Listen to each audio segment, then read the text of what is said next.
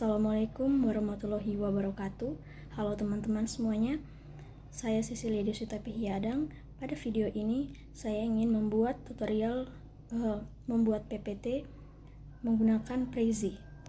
Langsung saja kita buka Google Chrome. Kemudian kalian ketik prezi.com.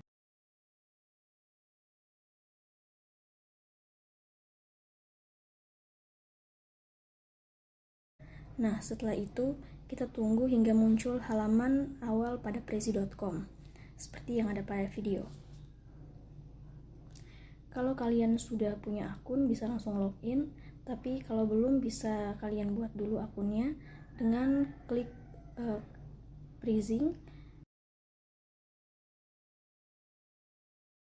lalu pilih Continue in Basic. Nah, kemudian kita isi email, nama dan password email kita. Kalau sudah, klik ada kotak di situ, bisa diklik sampai muncul centangnya, lalu klik Continue.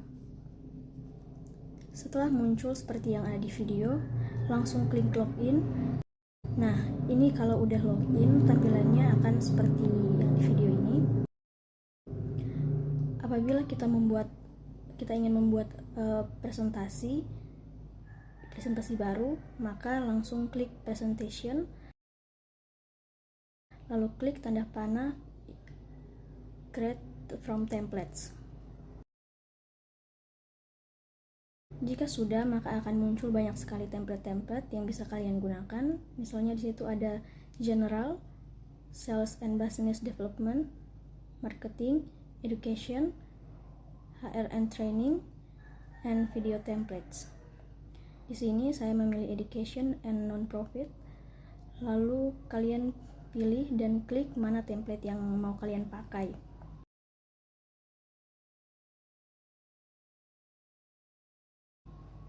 Akan muncul seperti pada yang di video. Untuk melihat slide selanjutnya, klik panah kanan, dan untuk kembali ke slide awal bisa diklik panah kiri. Kalau mau pakai template-nya, klik Use the Template, lalu isi presentation title-nya.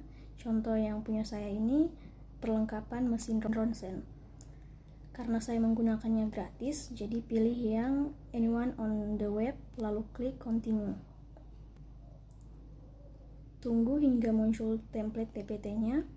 Setelah muncul, kalian bisa mengganti title-nya, subtitle, dan isi dari PPT tersebut. Untuk mengganti background juga bisa dengan kalian bisa klik style yang ada pada bagian atas, lalu klik background, akan muncul di sebelah kanan layar. Ada banyak background yang bisa dipakai dan kita juga bisa menambahkan background dengan klik upload image. Cara pakainya langsung diklik aja, nanti otomatis akan terganti.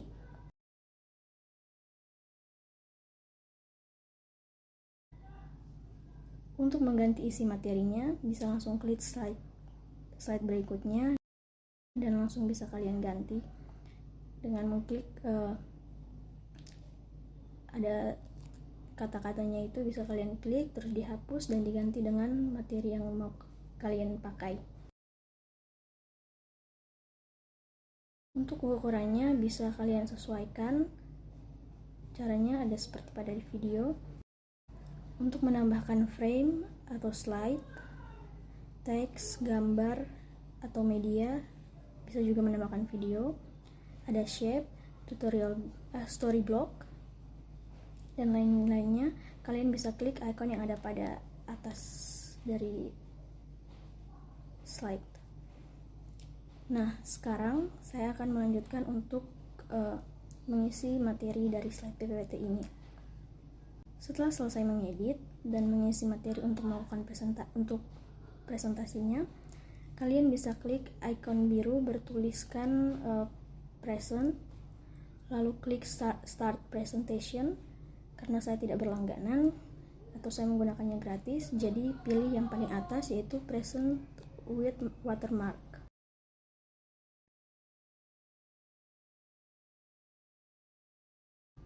Nah, udah jadi. Untuk melanjutkan slide-nya, bisa kalian klik anak panah kanan pada keyboard, dan untuk kembali ke slide awal, kalian bisa klik pada panah kiri. Untuk kembali, arahkan kursor ke atas hingga muncul tanda silang, lalu klik tanda silang dan akan otomatis kembali. Untuk menyimpan PPT-nya, kalian bisa klik Ctrl S. Sekian tutorialnya, selanjutnya saya akan melanjutkan dengan mempresentasikan PPT saya. Saat ini saya ingin mempresentasikan PPT yang tadi sudah saya buat dengan judul PPT Perlengkapan Mesin Ronsen. Yang pertama, pendahuluan.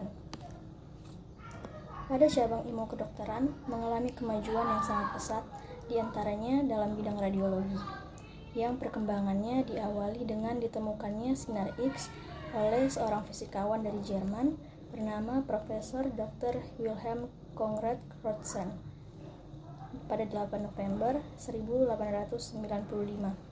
Sinar X menghasilkan radiasi yang menimbulkan efek luminiscendi pada bahan pembentuk lapisan film setelah sinar X melewati bahan yang ditembus setelah dilakukan pemrosesan film di kamar gelap.